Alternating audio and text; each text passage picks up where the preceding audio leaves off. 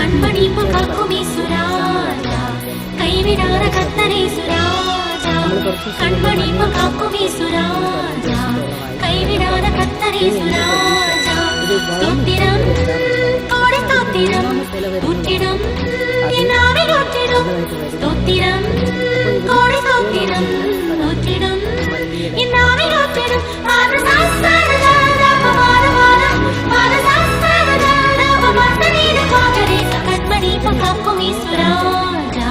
കൈവിടാതെ കത്തനേസുരാജ കൺമണിപ്പു കാക്കുമീസുരാജ കൈവിടാതെ കത്തനേസുരാജ.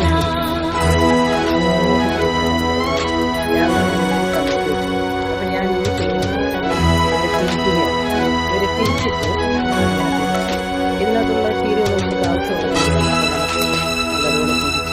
വീണ്ടും ഓക്കെ. ഇപ്പം നോക്കിക്കാണാം. നാളെ നമ്മൾ നോക്കുമ്പം ഇതെല്ലാം അങ്ങോട്ട് തിരിഞ്ഞിരിക്കും.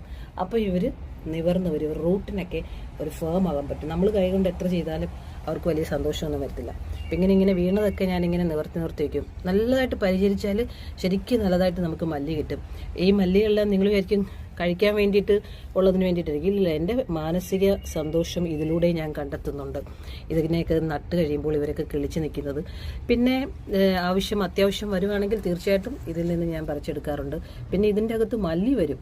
കഴിഞ്ഞ പ്രാവശ്യം നമ്മൾ കണ്ടു, ഇഷ്ടം പോലെ വലിയ മുഴുത്ത മല്ലിയാണ് ഇതിനകത്ത് പിടിക്കുന്നത്, പൂ പിടിച്ചിട്ട്. അതൊക്കെ കാണാൻ ഭയങ്കര രസമായിരിക്കും. അപ്പോൾ വീട്ടിലിങ്ങനെയൊക്കെയുള്ള കാര്യങ്ങൾ ചെയ്യുക. Never give up. ചില കാര്യങ്ങൾ നമ്മൾ വിചാരിക്കുന്നത് പോലെയല്ല. നമ്മുടെ ഹൃദയത്തിൻ്റെ അകത്ത് ദൈവം ചില ആലോചനകൾ പറഞ്ഞു തരും. സിമ്പിൾ കാര്യമായിരിക്കും. നമ്മൾ എവിടെയൊക്കെയോ ആവശ്യമില്ലാതെ ആശ്രയിക്കുന്നതായിരിക്കും. ആശ്രയത്തെയൊക്കെ മാറ്റിയിട്ട് ദൈവത്തെ സ്തുതിക്കുക എപ്പോഴും. അതാണ് ദൈവം ആഗ്രഹിക്കുന്നത്. ലയയുടെ ജീവിതത്തിലൂടെ അത് തന്നെയാണ് പറഞ്ഞത്. ലയ എത്രമാത്രം ക്രൂശിക്കാൻ നോക്കിയാലും ലയ ദൈവത്തിൻ്റെ ഇഷ്ടയാണ്. ഹല്ലേലൂയ. അവളുടെയാണ് യഹൂദ ജനിച്ചത്. ഇന്നായിരിക്കുന്ന ജനം. Never give up.